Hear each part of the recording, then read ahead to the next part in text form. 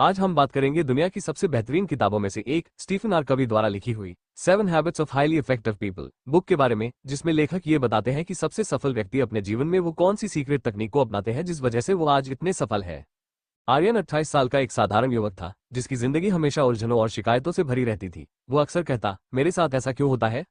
Office में काम का दबाव, दोस्तों के साथ झगड़े और परिवार से दूरियों का कारण वो हमेशा दूसरों को मानता था। एक दिन आर्यन के साथ कुछ ऐसा हुआ जिसने उसकी जिंदगी बदल दी।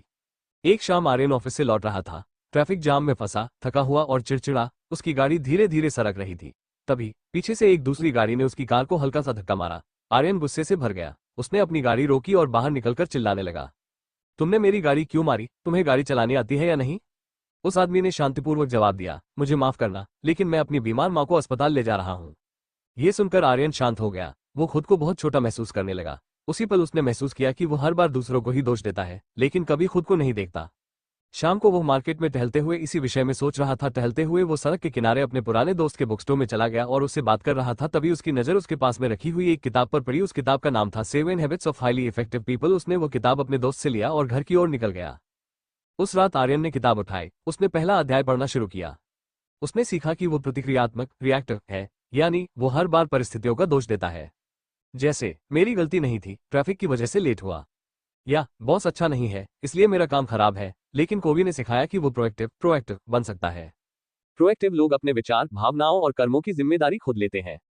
आर्यन ने खुद से पूछा, क्या मैं अपनी जिंदगी की जिम्मेदारी लेता हूँ? जवाब था, नहीं। सर्कल ऑफ कंसर्न और सर्कल ऑफ इन्फ्लुएंस। किताब पढ़ते हुए आर्यन को सर्कल ऑफ कंसर्न और सर्कल ऑफ इन्फ्लुएंस का सिद्धांत समझ में आया। कंसर्न अर्थात वे चीजें जिन पर हमारा कोई नियंत्रण नहीं, जैसे ट्रैफिक, मौसम या दूसरों का व्यवहार। इन्फ्लुएंस अर्थात वे चीजें जिन पर हम काम कर सकते हैं, जैसे अपना रवैया, समय प्रबंधन और प्रतिक्रिया देने का तरीका। अगर आपको हमारी बुक समरी अच्छी लगती है तो लाइक, सब्सक्राइब और शेयर जरूर करें। आर्यन ने ठान लिया कि वह अपनी ऊर्जा उन चीजों पर लगाएगा जो उसके सर्कल ऑफ इन्फ्लुएंस में है। अगले दिन से आर्यन ने छोटी छोटी आदतें बदलनी शुरू की। उसने ट्रैफिक के लिए खुद को दोष देने के बजाय समय पर निकलना शुरू किया। ऑफिस में बॉस की आलोचना करने के बजाय अपने काम में सुधार किया।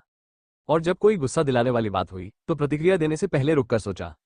धीरे धीरे आर्यन की जिंदगी बदलने लगी। उसे महसूस हुआ कि जब उसने अपनी जिंदगी की जिम्मेदारी ली तो परिस्थितियां खुद ब खुद आसान लगने लगी।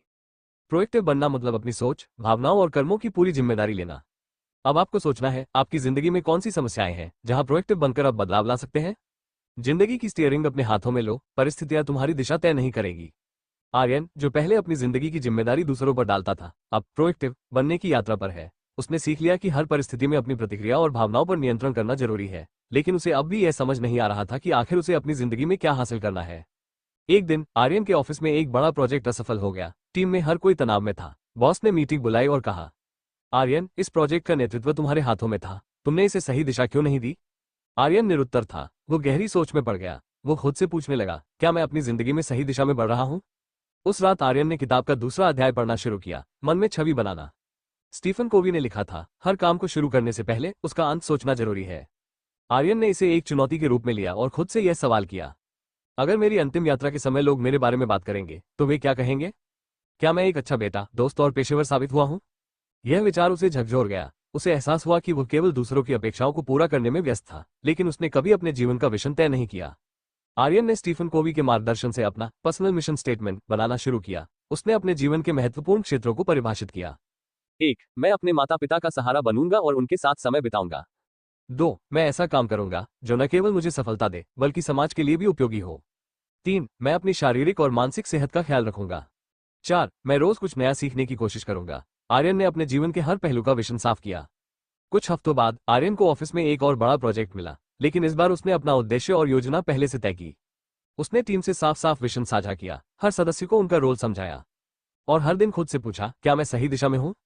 नतीजा ये हुआ कि प्रोजेक्ट सफल रहा। टीम और बॉस ने आर्यन की तारीफ की। आर्यन को एहसास हुआ कि जब उसने अपने जीवन का विजन तय किया और छोटे छोटे कार्य उसी दिशा में किए तो उसका सर्कल ऑफ इन्फ्लुएंस बढ़ने लगा। वो दूसरों के लिए एक प्रेरणा बन गया। आर्यन ने सीखा कि अगर जीवन का कोई लक्ष्य नहीं है तो हम व्यस्त तो रहेंगे लेकिन आगे नहीं बढ़ पाएंगे। जीवन का विजन बनाना मतलब ये तय करना है कि आप दुनिया को क्या देना चाहते हैं और आपको क्या यादगार बनाता है। हर किसी को अपने जीवन का एक स्पष्ट विजन बनाना चाहिए। केवल व्यस्त रहना सफलता नहीं है, सही दिशा में काम करना असली सफलता है। अपने जीवन का पर्सनल मिशन स्टेटमेंट लिखें और उसे रोज याद करें। क्या आपके पास अपने जीवन का एक स्पष्ट विजन है?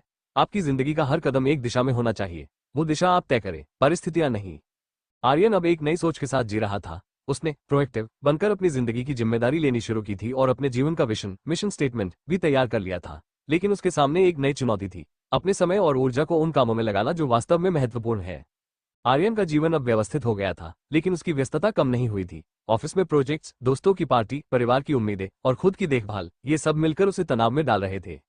एक दिन उसका दोस्त कबीर उससे मिलने आया। उसने आर्यन को परेशान देखा और पूछा, क्या हुआ, तुम अब भी इतने तनाव में क्यों हो, जबकि तुमने अपनी जिंदगी का उद्देश्य तय कर लिया है? आर्यन ने कहा, मुझे समझ नहीं आता कि मैं कौन सा काम पहले करूं, सब कुछ जरूरी लगता है। कबीर ने एक शीशे का जार निकाला और उसमें कुछ बड़े पत्थर डाले। फिर उसने छोटे छोटे कंकड़ डाले और आखिर में रेत डाली। उसने पूछा, जार भरा हुआ है? आर्यन ने कहा, हाँ बिल्कुल। कबीर ने मुस्कुराते हुए कहा, अब सोचो, अगर मैं पहले रेत डाल देता तो क्या बड़े पत्थर जार में फिट होते? आर्यन चौंक गया। कबीर ने समझाया, ये बड़े पत्थर तुम्हारे जीवन की सबसे महत्वपूर्ण चीजें हैं। अगर तुम उन्हें प्राथमिकता नहीं दोगे तो बाकी चीजें तुम्हारी जिंदगी को भर देंगी, लेकिन वे तुम्हें संतोष नहीं देंगी। उस रात आर्यन ने 7 habits of highly effective people का तीसरा अध्याय पढ़ा। उसने सीखा कि सफलता का राज इंपॉर्टेंट और अर्जेंट को समझने में है। महत्वपूर्ण कार्य अर्थात जो आपके दीर्घकालिक लक्ष्यों और मूल्यों से जुड़े हैं। अनिवार्य कार्य अर्थात जो तुरंत ध्यान मांगते हैं, भले ही वे महत्वपूर्ण न हो। आर्यन ने इस विषय में सोचना शुरू किया और अपने कार्यों को 4 पार्ट में डिवाइड किया। पहले, महत्वपूर्ण और अनिवार्य कार्य, डेडलाइन वाले प्रोजेक्ट्स, मेडिकल इमरजेंसी। आर्यन ने इन कामों को समय पर पूरा करने की कोशिश की। दूसरे, महत्वपूर्ण लेकिन गैर अनिवार्य कार्य, विजन प्लानिंग, रिश्ते मजबूत करना, स्वास्थ्य। उसने महसूस किया कि असली सफलता यहां काम करने से मिलती है। तीसरा, गैर महत्वपूर्ण लेकिन अनिवार्य कार्य, अचानक कॉल्स, ईमेल्स। आर्यन ने इन कामों पर सीमित समय देने का फैसला किया। एवं आखिर में गैर महत्वपूर्ण और गैर अनिवार्य, सोशल मीडिया, फालतू समय बर्बाद करना। उसने इन्हें कम से कम करने की ठानी। कुछ दिनों बाद आर्यन का ऑफिस प्रोजेक्ट और एक पारिवारिक शादी एक ही समय पर आ गए। पहले वो तनाव में आ जाता, लेकिन इस बार उसने अपनी प्राथमिकताएं तय की। उसने ऑफिस प्रोजेक्ट को पहले पूरा किया क्योंकि वो उसकी दीर्घकालिक सफलता से जुड़ा था। शादी के लिए समय निकाला, लेकिन इसे केवल महत्वपूर्ण क्षणों तक सीमित रखा। नतीजा ये हुआ कि न सिर्फ उसका प्रोजेक्ट सफल हुआ, बल्कि उसके परिवार ने भी उसकी समझदारी की तारीफ की। आर्यन ने महसूस किया कि हर काम जरूरी नहीं होता। सफलता का मतलब है अपने समय और ऊर्जा को उन कामों में लगाना जो आपके मूल्यों और लक्ष्यों से जुड़े हैं। महत्वपूर्ण चीजों को पहले रखें और बाकी चीजें खुद ब खुद जगह बना लेंगी। आप निश्चय करें कि आपके जीवन के बड़े पत्थर क्या हैं। आप किन कामों पर समय बर्बाद कर रहे हैं। सही चीजों पर फोकस करें, क्योंकि अगर आप सब कुछ करने की कोशिश करेंगे तो कुछ भी हासिल नहीं कर पाएंगे। आर्यन ने अब अपनी प्राथमिकताएं तय करना सीख लिया था। वो समझ गया था कि जीवन में सबसे महत्वपूर्ण कामों पर ध्यान केंद्रित करना ही सफलता की कुंजी है। लेकिन वो अक्सर यह महसूस करता था कि दूसरों के साथ काम करते समय, रिश्ते और प्रतिस्पर्धा में उसका ध्यान केवल अपनी जीत पर रहता था। कुछ समय बाद आर्यन के ऑफिस में एक नई चुनौती आई। उसकी टीम में एक प्रोजेक्ट पर असहमति थी। टीम के 2 सदस्यों, कबीर और निधि, के बीच बहस हो रही थी। कबीर चाहता था कि प्रोजेक्ट का बजट कम रखा जाए ताकि टीम समय पर डिलीवरी कर सके। निधि चाहती थी कि बजट बढ़े ताकि प्रोजेक्ट का उच्च गुणवत्ता वाला आउटपुट तैयार हो। आर्यन खुद उलझन में था। उसने सोचा, अगर मैं कबीर का समर्थन करता हूं तो निधि मुझसे नाराज हो जाएगी, और अगर निधि का समर्थन करता हूं तो कबीर के साथ काम करना मुश्किल हो जाएगा। उस रात आर्यन ने 7 habits of highly effective people का चौथा अध्याय पढ़ा, जीत जीत का नजरिया। स्टीफन कोवी ने समझाया था, जीवन कोई प्रतिस्पर्धा नहीं है जहां एक व्यक्ति की जीत दूसरे की हार हो। असली सफलता तब होती है जब दोनों पक्ष जीतते हैं। आर्यन ने यह सिद्धांत समझा कि रिश्तों और काम में विन विन नजरिया अपनाना सबसे सही रास्ता है। आर्यन ने किताब में 4 संभावनाओं के बारे में पढ़ा। पहला, विन लूज, मुझे जीतना है चाहे दूसरा हार जाए। यह नजरिया केवल अहंकार बढ़ाता है। दूसरा, लूज विन, मैं हार जाऊं लेकिन दूसरे को खुश कर दूं। यह आत्मसम्मान को कमजोर करता है। तीसरा, लूज लूज, अगर मैं नहीं जीत सकता तो दूसरा भी नहीं जीतेगा। यह नकारात्मकता फैलाता है। चौथा, विन विन, ऐसा रास्ता खोजो जिससे दोनों पक्षों को लाभ हो।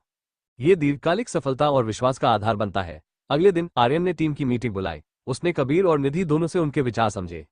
कबीर ने कहा, कम बजट से समय पर काम पूरा होगा। निधि ने कहा, गुणवत्ता खराब नहीं होनी चाहिए, भले ही बजट बढ़ जाए। आर्यन ने शांत दिमाग से एक समाधान निकाला। उन्होंने तय किया कि काम की प्राथमिकताएं तय की जाएंगी ताकि जरूरी चीजों पर ही खर्च हो। बजट में थोड़ा इजाफा किया गया, लेकिन समय सीमा भी तय कर दी गई। ये विन विन समाधान था। कबीर को लगा कि समय का महत्व रखा गया। निधि को लगा कि गुणवत्ता से समझौता नहीं हुआ। प्रोजेक्ट सफल हुआ और टीम में विश्वास और सकारात्मकता बढ़ी। आर्यन ने महसूस किया कि जीत का नजरिया अपनाने के लिए 3 बातें जरूरी हैं। पहली, अबंडेंस मेंटालिटी, यह मानना कि सभी के लिए पर्याप्त है, किसी एक की जीत का मतलब दूसरे की हार नहीं। दूसरी, साहस और सहानुभूति, अपनी राय स्पष्ट रखें लेकिन दूसरों की भावनाओं को भी समझें।